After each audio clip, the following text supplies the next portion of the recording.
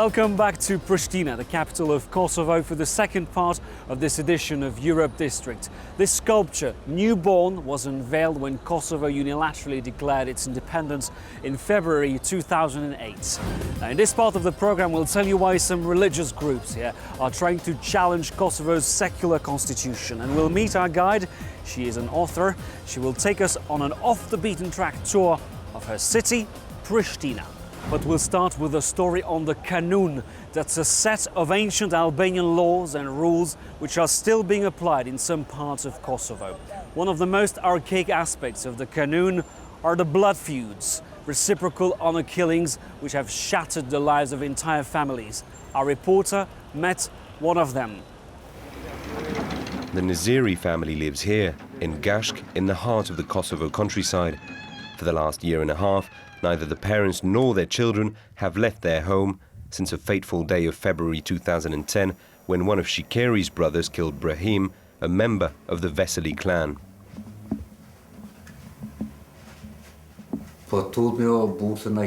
We're afraid because we owe them someone.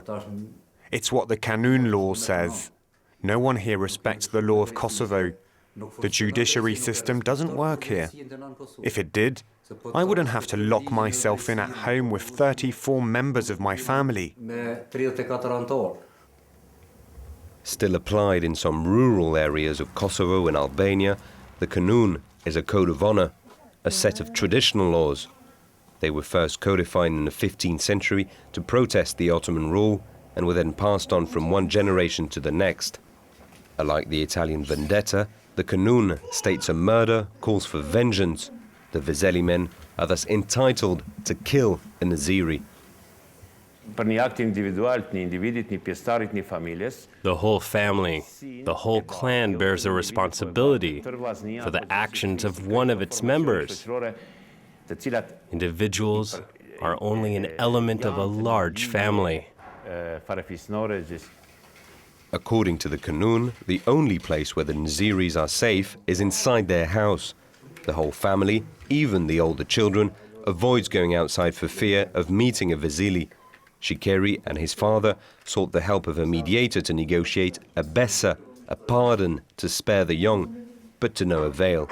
Linda is 18 and the confinement is hard on her. Of course I miss going to school.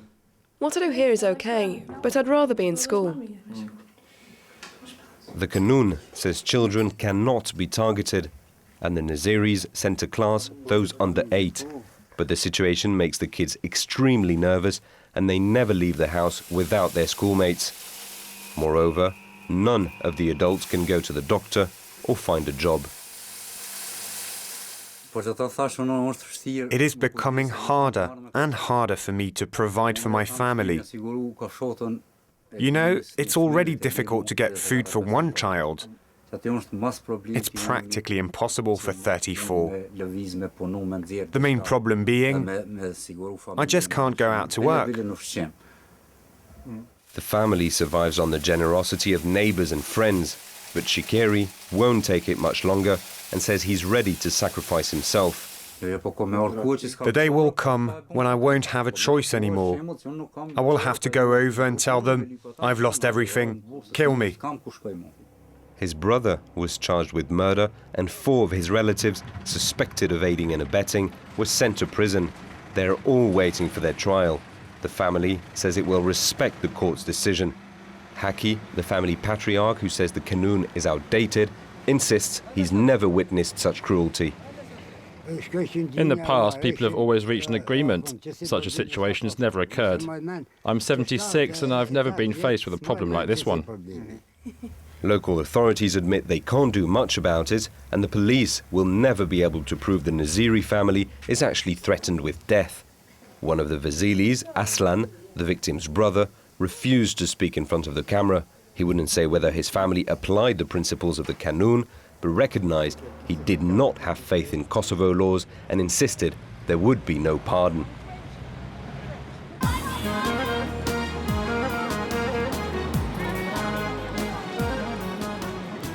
An overwhelming majority of Kosovars are Muslim. You can find more than 20 mosques in Pristina. But secularism is enshrined in the constitution of Kosovo. Religion cannot be taught at school, and girls are banned from wearing headscarves in class. But in recent months, religious groups have tried to challenge these rules. Kosovo's Justice Party says it wants to put an end to religious discriminations and racial conflicts at school. To do so, this politically conservative Islamist group, a member of the ruling coalition, introduced 2 amendments in parliament. But on the 29th of August, both were rejected by MPs. Because in Kosovo there is no interethnic, interreligious or interethnic hatred, especially not in schools. And this means that this amendment was for scarf. A majority of MPs believe letting pupils wear their veil and having religion taught at school would threaten secularism in all of the country's public institutions. And secularism is guaranteed by the 8th article of Kosovo's 2008 constitution. Still, some support the Justice Party and its political agenda, especially among conservative Muslims. Why can't my child go to school wearing what she wants? Some girls dress up extravagantly, and they're allowed in class, but our children who dress properly can't go in. That's a real problem. Wearing the veil is very important, even more so since it's a behavior of women that regulates society. If a woman undresses, if she's half naked, she will tempt all of the men. The Justice Party says authorities misinterpret the concept of secularism. Freedom of cult should prevail, and wearing a veil has nothing to do with religion. It's a personal choice. Party leaders witnessed the heated debate that took place in many European countries and insist their neighbours aren't doing anything differently. Religious education doesn't alter in any way the essence of secularism at school. This concept isn't threatened for the good reason that many countries in Europe, 26 out of 27, teach religion at school. Children learn about religion and receive religious education. But the EU welcomes secularism in Kosovo because it helps protect religious minorities in a society where 90% of the population is Muslim. The state chose to enshrine secularism after the independence to shield Catholic Albanians and Orthodox Serbs from discriminations. Still, in 2010, 2 girls walked in their high school with a veil on. It happened at the end of the final year. We reached an agreement to avoid hurting them. We advised them to take their veil off, but they refused. In the end, we let them in, but told them they could not leave the classroom during recess, and this way they completed their school year. In other schools, several girls were expelled. Some Muslims went on to say the government favoured religious minorities. Dozens even took to the streets, claiming there weren't enough mosques at a time when funds were poured into the building of a huge cathedral. Authorities and teachers moved in to defend the principle of secularism, but some voiced concerns. The veil should be allowed at school, since most Christians wear a cross around their neck. I wonder why we're forbidden from wearing a scarf. Personally, I'm against it. There are some Islamic schools where women can wear a veil. The Justice Party plans on organising a referendum, although a majority of Kosovo's population isn't quite ready yet to discard secularism and prefers to promote tolerance.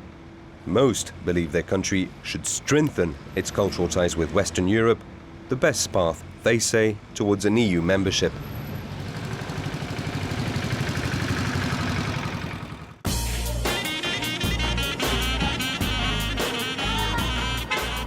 And it's time for our cultural sequence in Europe District. We'll visit Pristina, Kosovo's young and rather chaotic capital.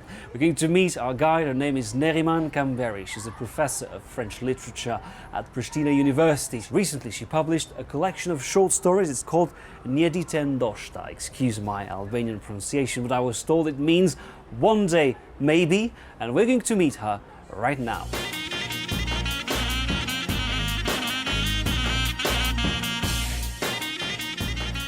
Neriman, nice to meet you. Nice to meet you. You chose to meet us in front of the most striking building of Pristina. It's the National Library of Kosovo. Yes, it is. It's a very bizarre building.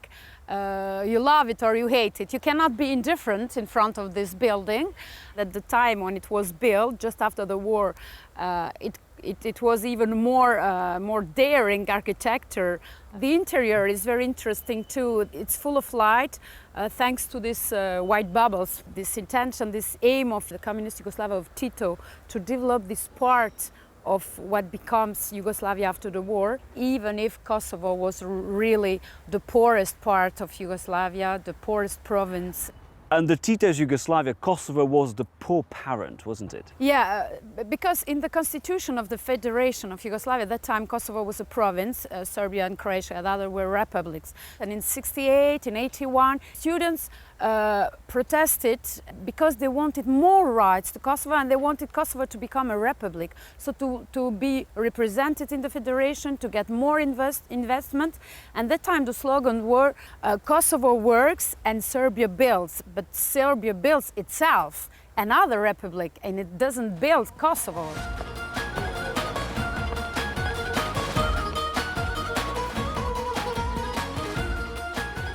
Neriman, Pristina is not a green city, but luckily hidden in the city center there is this little park. Yes, it's a real pleasure in the city. We have a lack of trees, of parks here in this concrete and glass town. And they are building all the time, but they forget that nature is very important. And we are in front of the cathedral. It's not finished, they are working still on it. It's Mother Teresa, Notre Dame of Pristina. It was the idea emphasized by Mr. Rugova, who was our president, our spiritual leader, who wanted to show to everybody that we are in Europe, we are a Muslim population, mainly 90%, but we are very moderate, we are very open, and when it's hot you can see half-nude girls in the streets. So really we want to show that we are not so conservative. Neriman, we're going to meet one of your friends now. Yes, Elisa Hoxha is a singer, she's architect too, and she dedicated all her career to this town, Pristina. And she made a song, Tribute to Pristina. Tribute to Pristina. Yeah.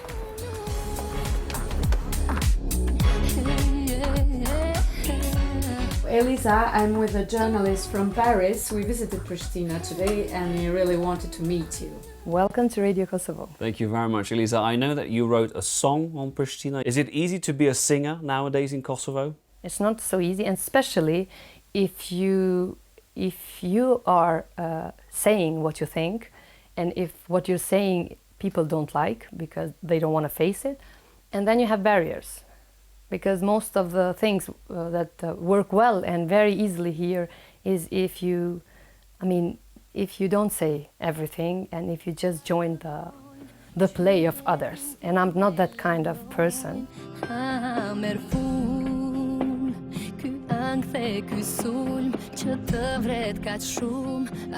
And that's why also I have so many thematic songs. But it's hard. Është prishur e trishtuar Prishtina që unë e kujtoj E dënuar gjithnjë e huaj Pa fatin që dikush ta doj Është prishur e trishtuar Prishtina që unë e kujtoj Our next stop is the Ethnological Museum of Kosovo. This is one of the few historic sites that has been fully preserved. We are in the heart of what remained from old Pristina, a very quiet place, an old house belonging to a rich family of Pristina here. It's a travel in the past of Albanian culture, of Albanian tradition. So you can see cradles, because really birth is very important. Of course, if it was a son, much more. And you can see the different instruments that were used in daily life.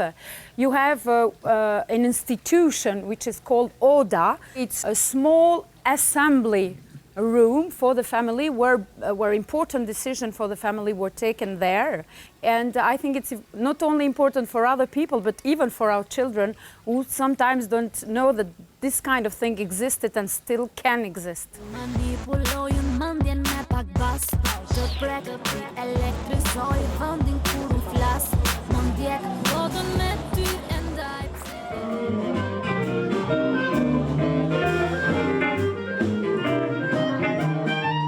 And to finish the evening, you took us to Hammam. Neriman, Hammam is not a steam bath, it's a jazz club. Yes, it's one of the many bars and restaurants you can see in Pristina. Don't forget, we are in the Balkans. We have a traditional culture of going out, bar, restaurant, laughing and drinking and making music with friends. We have a very young population. We have seen it in our work and we can see it this evening. And the reason I come here is that I like jazz. I like this place too for the people who, like me, likes Pristina the way it is. We're going to listen to some jazz made in Pristina. Thank you very much, Neriman, for being our guide here in the capital of Kosovo. Thank you for discovering Pristina with me today. It was a pleasure. Now, thank you for watching this edition of Europe District from Kosovo. We'll return next month. We'll travel to Albania and to the former Yugoslav Republic of Macedonia. From all of us here in Pristina, thank you for watching and goodbye.